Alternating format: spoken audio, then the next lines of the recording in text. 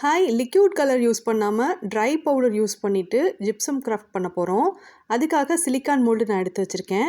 இப்போது பேர்ல் மைக்கா பவுடர் எடுத்து ஒரு ப்ரஷ் யூஸ் பண்ணி இந்த மோல்டில் ஃபஸ்ட்டு நான் அப்ளை பண்ணிக்கிறேன்.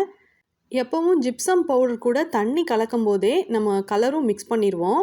பட் இந்த மெத்தடில் ட்ரையாக இருக்கக்கூடிய மைக்கா பவுடர் எடுத்து ஃபஸ்ட்டு மோல்டில் அப்ளை பண்ணிவிட்டு அதுக்கப்புறமா ஜிப்சம் வாட்டர் ரெண்டையுமே கரெக்டான ப்ரப்போர்ஷனில் மிக்ஸ் பண்ணிவிட்டு போர் பண்ணிடலாம். இந்த மிக்ஸ் பண்ணும்போது எந்த விதமான லம்ஸும் இருக்கக்கூடாது.